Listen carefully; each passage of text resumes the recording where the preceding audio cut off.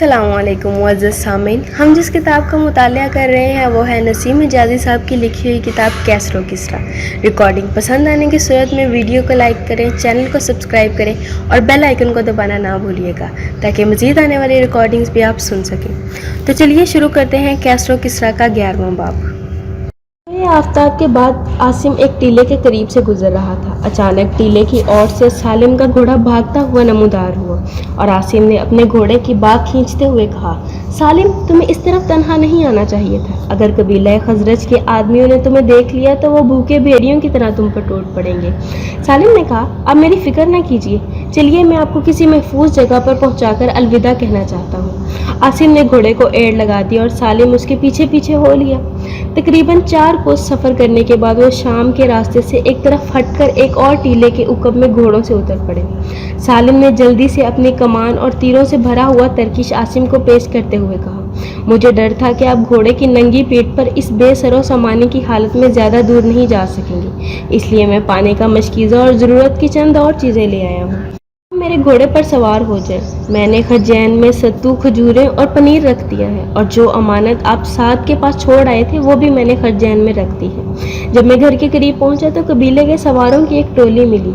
ये लोग शाम के रास्ते की नाकाबंदी के लिए जा रहे थे। मैंने उन्हें बताया कि आप मक्का की तरफ निकल गए हैं और वो उस तरफ चले गए। कबीले के बाकी लोग मंजर के घर में जमा थे और बारी बारी आपसे इंतकाम लेने का हल्फ उठा रहे थे। मैंने उन्हें भी यही बताया कि आप मक्का की सिमत किसी दूर इलाके में जा चुके हैं और ये सुनते ही कई सवार उस तरफ चल पड़े। इसके बाद मेरे लिए सबसे बड़ा मसला ये था कि आपको सफ़र का ज़रूरी साजो सामान मुहैया किया जाए। मैंने उसके टीले के पीछे खासी देर इंतज़ार किया। मुझे ये डर लग रहा था कि शायद आप जा चुके हैं। अब आप जल्दी से घोड़े पर सवार हो जाइए।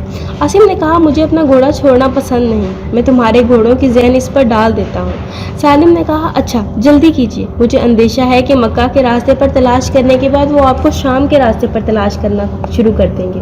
आसिम ने जल्दी से सालिम के घोड़े का साजो सामान उतार कर अपने घोड़े पर डाल दिया और उसके बाद सालिम से पूछा, तुमने साद को तमाम वाक़यात बता दिए? हाँ, उसे अब आपके मुताल्लिक़ कोई गलत फहमी नहीं रही। वो मसूद और जाबिर के लिए रोती है और आपकी सलामती के लिए दुआएं मांगती है और तुम भी मेरी सलामती के लिए दुआएं मांगते हो। सालिम ने जवाब देने के बजाय आसिम की तरफ देखा और उसकी आंखों में आंसू उमड़ आए। आसिम ने कहा, अच्छा तुम जाओ और सीधा घर पहुंचने की कोशिश करो। मैंने शामून के गुलाम को अद्दी के घर में जमा होने वालों के सामने पेश करने के बाद इबाद के साथ भेज दिया है, लेकिन मुझे डर है कि तुम्हारे मामू जैसे लोग मेरे इस इकदाम को भी एक साजिश साबित करने की कोशिश करेंगे। मुमकिन है कि गुलाम वहां जाकर अपने बयान से मुनहरिफ हो जाए और इबाद की बोटियां नोचने को तैयार हो जाए। सालिम ने कहा, आप इत्मीनान रखिए, कबीले के आदमी मंजर के घर में जमा हो रहे हैं और मैं नौकरों को ताकीद करके आया हूँ कि अगर इबाद शामून के गुलाम के साथ आए तो उन्हें घर से बाहर रोक लें और मेरी वापसी तक बाग में छुपाए रखें। चचा जान ने मेरे मुतालिक पूछा था।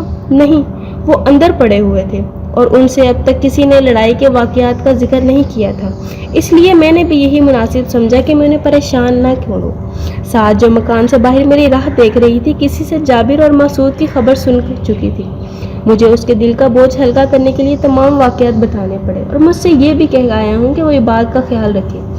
आप वक्त ज़ाया न कीजिए। आसिम घोड़े पर सवार होने लगा तो सालिम ने अचानक बदहवास होकर कहा, ठहरिए, शायद कोई आ रहा है। आसिम को टीले के दूसरी तरफ घोड़ों की टापों की आवाज़ें सुनाई दी और वो हैरान होकर सालिम की तरफ देखने लगा। मैं भी देख कर आता हूँ। सालिम ने ये कहकर अपने घोड़े की बाग आसिम के हाथ में दे दी और भागता हुआ टीले की चोटी पर पहुंच गया। चंद सानियों बाद एक पत्थर की ओट में सिमटकर वो टीले की दूसरी जानब देख रहा। फिर बाग इसके हाथ से लेकर बोला, वो हमारे कबीले के आदमी हैं, शायद उन्हें आपका सुराग मिल गया है। वो कितने हैं? 3 हैं, लेकिन आपके लिए उनसे उलझना खतरनाक होगा। वह लड़ने की बजाय वापस जाकर सारे कबीले को इस तरफ ले आएंगे और फिर शाम की हदूद तक आप पर पीछा करेंगे। आप यहीं खड़े रहिए, मैं उन्हें दूसरी तरफ ले जाने की कोशिश करता हूँ। सालिम आसिम के जवाब का इंतज़ार किए बगैर घोड़े पर सवार हुआ और आन की आन में टीले के गिर्द निस्फ चक्कर लगाकर दूसरी जानब पहुँच गया। आसिम चंद सानिये बेहिस्सो हरकत खड़ा रहा, फिर घोड़े को एक झाड़ी से बांधकर टीले पर चढ़ा और चोटी के करीब लेटकर दूसरे आदमी की तरफ देखने लगा। शाम के रास्ते पर 3 सवार काफ़ी दूर जा चुके थे और सालिम पूरी तेज़ रफ्तारी के साथ उनका पीछा कर रहा था। फिर ये सवार एक पहाड़ी के दामन में रुक गए और मुड़कर सालिम سالم کی طرف دیکھنے لگے۔ سالم نے ان کے قریب پہنچ کر اپنا گھوڑا روکا اور کچھ دیر کھڑے رہے، اور پھر اس کے بعد معمولی رفتار سے وہ واپس یثرب کی طرف روانہ ہو گئے۔ جب وہ ٹیلے کے قریب سے گزر رہے تھے، عاصم ایک پتھر کی آڑ میں لیٹا ان کی باتیں سن رہا تھا۔ ایک سوار کہہ رہا تھا، میرا اب بھی یہی مشورہ ہے کہ ہمیں یہیں پہرا دینا چاہیے۔ تمہارے ابا کہتے تھے کہ وہ شام کے سوا اور کہیں نہیں جا سکتا۔ سالم کی آواز سنائی دی، میری نظر اتنی کمزور نہیں کہ میں عاصم کا گھوڑا بنا پہچان سکوں۔ میں نے اسے یہاں پہاڑی کی اوٹ سے نکل کر اس طرف مڑتے ہوئے دیکھا ہے، اور مجھے یقین ہے کہ وہ اب تک جبل عہد کے اوقت میں پہنچ چکا ہوگا۔ وہ اس طرف گیا تو تم ہمارے پیچھے کیوں بھاگ رہے تھے؟ اس کا تعاقب کرنے کی بجائے مجھے تمہاری مدد کی ضرورت تھی۔ جب تم اس پہاڑی کے قریب سے گزر رہے تھے تو میں نے تمہیں آوازیں دی، لیکن تم نے میری طرف متوجہ ہوئے بغیر آگے ہی نکل گئے۔ لیکن تم تنہا اس طرف کیسے آ گئے؟ مجھے شک ہوا تھا کہ شاید وہ مکہ کا رخ کرنے کی بجائے کہیں آس پاس چھپ کر دن گزارنے کی کوشش کرے گا۔ کہے گا کہ باغوں کے قریب پہنچا تو ایک چرواہے نے مجھے بتایا کہ میں ابھی ایک آدمی کو باغ سے نکلتے ہوئے دیکھ چکا ہوں۔ گھوڑے کا حلیہ دریافت کرنے پر مجھے یقین ہو گیا کہ وہ عاصم کے سوا اور کوئی نہیں ہو سکتا۔ ایک اور آواز سنائی دی، میرے خیال میں ہمیں عاصم کا پیچھا کرنے کی بجائے قبیلے کے دوسرے لوگوں کو خبردار کرنا چاہیے۔ اگر شام تک اس کا سراغ نہ ملا تو رات ہی رات میں وہ کوسوں دور نکل جائے گا۔ عاصم اسے زیادہ نہ سن سکا۔ سوار آگے نکل گئے، اور جب وہ ان کی نگاہوں سے اوجھل ہو گئے تو اس نے ٹیلے سے نیچے اتر کر اپنا گھوڑا کھولا اور اس پر سوار ہو گئے۔ فوری خطرہ دور ہو چکا تھا، اور اب وہ کس قدر اطمینان کے ساتھ سفر کر رہا تھا۔ لیکن اچانک اس کے دل میں خیال آیا، میں کہاں جا رہا ہوں؟ اور اسے اپنی زندگی کا ہر سانس ناقابل برداشت محسوس ہونے لگا۔ ماضی سے اس کے تمام رشتے کٹ چکے تھے، اور مستقبل کی تمام امیدیں خاک میں مل چکی تھی۔ اپنے وطن سے آگے وہ روئے زمین کی جن وسعتوں کو سمیرا کے حسین تصورات سے آباد کیا کرتا تھا، اب وہ ایک بھیانک خلا میں تبدیل ہو چکی تھی۔ نسلی غرور اور قبائلی عصبیت ایک نوجوان کی سب سے بڑی جمع پونجی تھی، لیکن وہ یہ پونجی لوٹا چکا تھا۔ اسے بنو اوس کے لیے لڑنا اور مرنا سکھایا گیا تھا، لیکن اب وہ تمام عقائد سے منہ پھیر چکا تھا جو اسے زندگی سے زیادہ عزیز تھے۔ وہ تلوار جو اس نے بنو خزرج سے لڑنے کے لیے خریدی تھی، اس کے اپنے قبیلے کے آدمیوں کے خون سے تر ہو چکی تھی۔ عرب کے قانون میں اپنے قبیلے کے کسی فرد کو موت کے گھاٹ اتارنے والے کے لیے رحم کی کوئی گنجائش نہ تھی۔ امیدوں کے وہ چراغ جن کی روشنی میں اس نے اپنی زندگی کی ایک نئی منزل دیکھی تھی، بجھ چکے تھے۔ سمیرا کی موت اس کے نزدیک مستقبل کے تمام حوصلوں، ولولوں اور امیدوں کی شکست تھی۔ ماضی کی روایات سے منحرف ہو کر جو الگ راستہ اس نے اپنے لیے تلاش کیا تھا، ایک تاریخ غار کے کنارے ختم ہو چکا تھا، اور اب اس کی حالت اس مسافر کی سی تھی جسے بددلی اور مایوسی نے ہر راستے اور ہر منزل سے بے نیاز کر دیا ہو۔ ماضی کی آغوش سے موت کے مہیب سائے اس کا پیچھا کر رہے تھے، اور اس کے نزدیک اس بات کی کوئی اہمیت نہ تھی کہ مستقبل اپنے دامن میں اس کے لیے کتنی تلخیاں اور کتنی راحتیں لیے ہوئے ہے۔ تاہم زندگی کے ہر ولولے سے محروم ہونے کے باوجود اسے اپنے قبیلے کے ہاتھوں مرنا پسند نہ تھا۔ یثرب اب اس کے نزدیک ایک ایسا ظلمت قدہ تھا جہاں کسی روشنی کا تصور کرنا بھی ایک طرح کی خود فریبی تھی، اور شام کا رخ کرتے ہوئے عاصم کو صرف یہ تسکین تھی کہ وہ اس ظلمت قدے سے دور جا رہا ہے۔ لیکن کاش اسے یہ معلوم ہوتا کہ صرف چند منزل پیچھے جبل فارس کی چوٹیوں پر آفتاب رسالت نمودار ہو چکا ہے، جس کی ضیاء پاشیوں سے یثرب کے در و دیوار منور ہونے والے ہیں۔ وہ جس وطن کے مستقبل سے مایوس ہو کر جا رہا ہے، اس پر ارض و سما کی تمام نعمتوں کی بارش ہونے والی ہے۔ وہ زمین جو اس کے لیے تنگ ہو چکی ہے، اطراف عالم میں امن و سکون کے جویاؤں کا مرکز بننے والی ہے۔ جہاں اس نے شر کا غلبہ دیکھا ہے، وہاں نیکی کا بول بالا ہوگا۔ جہاں اس نے بربریت، وحشت اور انتقام کے انگارے دیکھے ہیں، وہاں محبت کے پھول کھلیں گے۔ عاصم نے پیغمبر اسلام کے متعلق ابھی تک صرف اس قسم کی باتیں سنی تھی کہ مکہ کی زمین اس پر تنگ ہو چکی ہے، قریش اسے اپنا دشمن خیال کرتے ہیں، اس کے راستے میں کانٹے بچھاتے ہیں، اور اس پر ایمان لانے والے مٹھی بھر انسانوں کو مکہ کی گلیوں اور بازاروں میں زدکوب کیا جاتا ہے۔ زبردست قوت کے مالک ہیں، اور مکہ میں کسی ایسے دین کی کامیابی بعید از قیاس ہے جس کی تعلیم ان کی مروجہ عقائد کی نفی کرتی ہو۔ کوئی مرد حق آگاہ عاصم کا راستہ روک کر یہ کہتا، تم کہاں جا رہے ہو؟ تم اپنے مستقبل سے مایوس کیوں ہو؟ تو تم اس قافلے کا انتظار کیوں نہیں کرتے جسے قدرت نے اس وادی میں اپنی عظمت اور جلال کے پرچم گاڑنے کے لیے منتخب کیا ہے؟ تم شام کی بجائے حجاز کی طرف کیوں نہیں دیکھتے؟ تم جس وادی کو الوداع کہہ رہے ہو وہ روئے زمین پر تمام بے بس اور مجبور انسانوں کی امیدوں اور آرزوؤں کا مرکز بننے والی ہے۔ زمین کے فرش پر سونے والے مرمری ایوانوں میں سونے والے کجکلاہوں کی قسمت کا فیصلہ کیا کریں گے۔ مکہ سے وہ ہادی برحق آنے والا ہے جو اوس اور خزرج کو ایک ہی صف میں کھڑا کر دے گا۔ تمہیں اس سرزمین پر نفرت اور عداوت کی بجائے اخوت اور محبت کے مظاہرے نظر آئیں گے۔ تمہیں زندگی کی راحتوں کی تلاش میں کسی اور جگہ جانے کی ضرورت نہیں۔ تو عاصم اسے دیوانہ خیال کرتا۔ اگر اس وقت اچانک آسمان کے دریچے کھل جاتے اور وہاں سے نازل ہونے والے فرشتے عاصم کو یہ پیغام دیتے کہ پروردگار عالم نے اس زمین کے باشندوں کو اپنے ان انعامات کے لیے منتخب کیا ہے جو روئے زمین پر کسی قوم کے حصے میں نہیں آئے، تو بھی اسے اپنی آنکھوں اور اپنے کانوں پر اعتبار نہ آتا۔ چند دن بعد ایک شام عاصم قبیلہ غطفان کے ایک رئیس زید بن عبادہ کی بستی میں داخل ہوا۔ زید ان تاجروں میں سے تھا جن کے ساتھ عاصم نے یروشلم سے واپسی پر سفر کیا تھا۔ عاصم کا چہرہ اس قدر تبدیل ہو چکا تھا کہ زید پہلی نگاہ میں اسے پہچان ہی نہ سکا، اور عاصم کو یہ کہنا پڑا کہ میں یثرب سے آیا ہوں اور میرا نام عاصم ہے۔ زید نے گرم جوشی کے ساتھ مصافحہ کرتے ہوئے کہا، بھائی معاف کرنا، تمہاری صورت دیکھ کر مجھے یقین نہیں آتا کہ تم وہی ہو۔ عاصم اپنے خشک ہونٹوں پر زبان پھیرتے ہوئے بولا، ایک مصیبت زدہ آدمی کی شکل تبدیل ہوتے دیر نہیں لگتی۔ میں یہ پوچھنا چاہتا ہوں کہ آپ کی بستی میں ایک بے سہارا آدمی کو پناہ مل سکتی ہے؟ میں صرف چند دن کے لیے آرام کی نیند چاہتا ہوں۔ زید نے جواب دیا، میرے گھر کے دروازے کے سامنے پہنچ کر تمہیں یہ پوچھنے کی ضرورت نہ تھی۔ عاصم بولا، میرا مقصد آپ کی مہمان نوازی کی توہین کرنا نہیں تھا، میں صرف یہ بتانا چاہتا تھا کہ میرا دشمن میرا پیچھا کر رہے ہیں، ممکن ہے وہ یہاں بھی پہنچ جائیں۔ زید نے ایک نوجوان سے کہا، تم اس کا گھوڑا استبل میں لے جاؤ، اور پھر عاصم سے مخاطب ہو کر بولا، میرے ساتھ آ جاؤ۔ عاصم اس کے ہمراہ چل دیا، اور تھوڑی دیر بعد وہ اپنے میزبان کے ساتھ ایک پرتکلف دسترخوان پر بیٹھا تھا۔ عاصم نے چند نوالے کھانے کے بعد اپنا ہاتھ کھینچ لیا تو زید نے قدرے پریشان ہو کر پوچھا، کیوں، کیا بات ہے؟ کچھ نہیں، عاصم نے جواب دیا، میرا پیٹ بھر چکا ہے اور اب مجھے چند پہر صرف پرسکون نیند کی ضرورت ہے۔ میں نے تمہارے آرام کے لیے ایک علیحدہ خیمے کا انتظام کر دیا ہے۔ اب اگر اسے مہمان نوازی کے آداب کے خلاف نہ سمجھو تو میں جاننا چاہتا ہوں کہ تمہارا پیچھا کرنے والوں کی تعداد کیا ہے اور وہ یہاں سے کتنی دور ہے۔ ان کی 5 ٹولیاں میرا پیچھا کر رہی ہیں۔ آخری ٹولی کو میں نے یہاں سے 3 منزل کے فاصلے پر دیکھا تھا۔ میرا خیال ہے کہ تمام سواروں کی تعداد 50 کے لگ بھگ ہوگی۔ بنو خزرج کے 50 سوار تمہارا پیچھا کر رہے ہیں اور تمہارے قبیلے کا کوئی آدمی تمہاری مدد کو نہیں پہنچا۔ میرا پیچھا کرنے والے بنو خزرج کے آدمی نہیں بلکہ میرے اپنے قبیلے سے تعلق رکھنے والے ہیں۔ راستے میں ان سے لڑنے کی بجائے ان کی نگاہوں سے بچ کر یہاں پہنچنا چاہتا تھا۔ مسلسل بے آرامی کے بعد میری آخری امید آپ کی بستی تھی، لیکن یہاں تک پہنچنے سے قبل میرے لیے یہ اطمینان کرنا ضروری تھا کہ دشمن نے میرا پیچھا چھوڑ دیا ہے۔ سواروں کا پہلا گروہ میں نے یثرب سے فرار ہونے کے دوسرے روز دیکھا تھا، پھر میں نے راستہ چھوڑ کر 2 دن صحرا میں بھٹکتا رہا۔ تیسری شام میں بھوکا اور پیاسا بنو کلب کی ایک بستی کے قریب پہنچا تو ایک چرواہے کی زبانی معلوم ہوا کہ یثرب کے 15-20 سوار بستی کے رئیس کے پاس ٹھہرے ہوئے ہیں۔ میں نے یہ رات بھی صحرا میں گزار دی اور اس کے بعد 3 دن اور ادھر ادھر بھٹکتا رہا۔ اس عرصے میں مجھے یہ معلوم ہوا کہ بنو کلب کے سواروں کا ایک گروہ بھی مجھے تلاش کر رہا ہے۔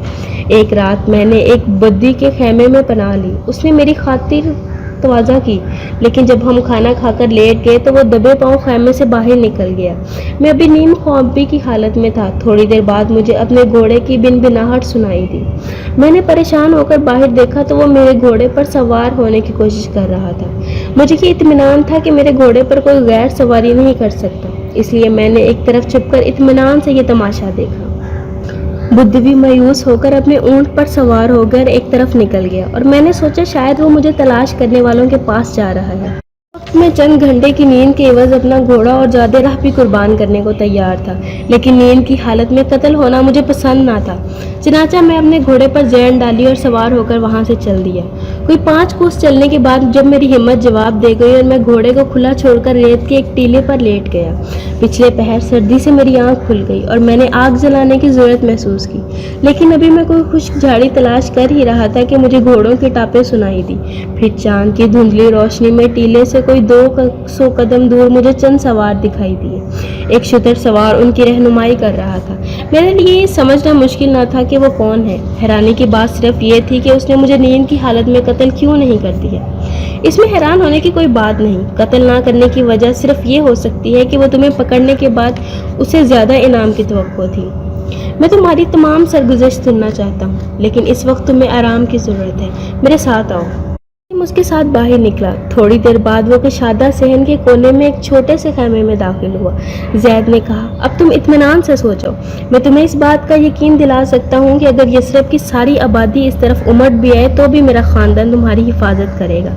मुझे बनु कलब के मुतल्लिक ये भी इत्मीनान है कि वो यसरब के किसी ख़ानदान को खुश करने के लिए हमारी दुश्मनी मोल नहीं लेंगे। ज़ैद आलिम को तसल्ली देने के बाद खैमे से बाहर निकल गया और आसिम को बिस्तर पर लेटते ही नींद आ गई। पिछले पहर वो बेदार हुआ तो उसका गला प्यास से खुश्क हो रहा था और जिस्म बुखार से तप रहा था।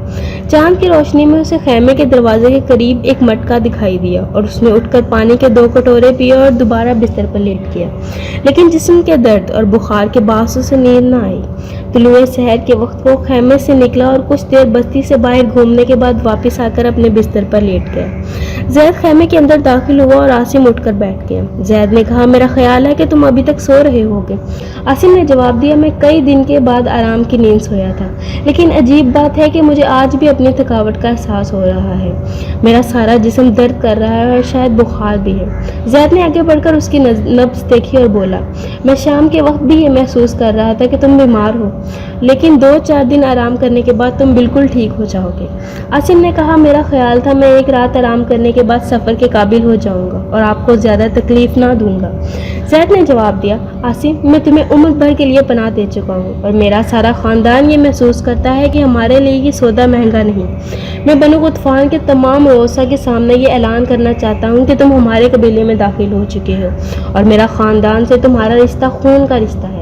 हमारे पास अहले यसरब की तरह सरसब्ज़ और शादाब चरागाहें और बाग नहीं, लेकिन हमें इस बात पर फ़ख्र है कि दूसरे कबाइल के कई पनाह गुज़ीर हमारे कबीले में दाखिल हो चुके हैं। आसिम ने जवाब दिया, मैं आपका शुक्रगुजार हूँ, लेकिन इस वक्त मेरा कोई फ़ैसला एक ऐसे इंसान का फ़ैसला होगा जो अपने हवास खो चुका है। या ये नहीं हो सकता कि आप मुझे चंद दिन सोचने का मौका दें। ज़ैद ने नदामत के लहजे में जवाब दिया, मैंने तुम्हें किसी शर्त के बगैर पनाह दी है, लेकिन मुझे यकीन है कि तंदुरुस्त होने के बाद जब तुम अपने मुस्तकबिल के मुतालिक इत्मीनान के साथ सोचोगे तो मेरी मुखलिसाना दावत रद्द नहीं कर सकोगे। 5वें दिन आसिम का बुखार उतर चुका था और मज़ीद चंद दिन आराम करने के बाद वो चलने फिरने के काबिल हो गया था।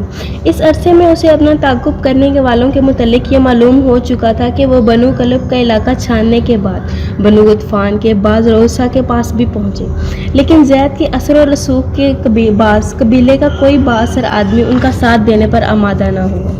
एक दिन ज़ैद को ये इत्तला मिली कि 5 सवार उसकी बस्ती का रुख कर रहे हैं। उसने 20 जवान उनका रास्ता रोकने के लिए भेज दिए।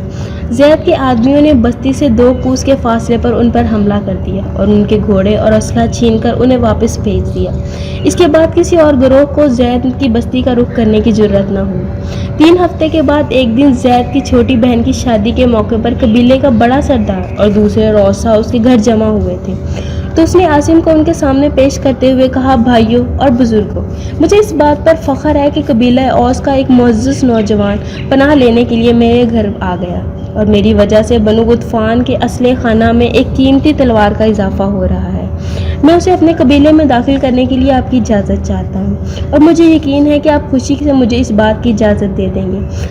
दिल में अभी तक ये शुबा है कि हम शायद उसे पनाह देकर बनु औस की दुश्मनी मोल लेने की जुर्रत ना कर सकें, और उसे मुतमईन करने की बेहतरीन सूरत यह है कि आप सब बारी बारी मेरे इस ऐलान की ताकीद करें कि आज से आसिम के दोस्त हमारे दोस्त और इसके दुश्मन हमारे दुश्मन होंगे।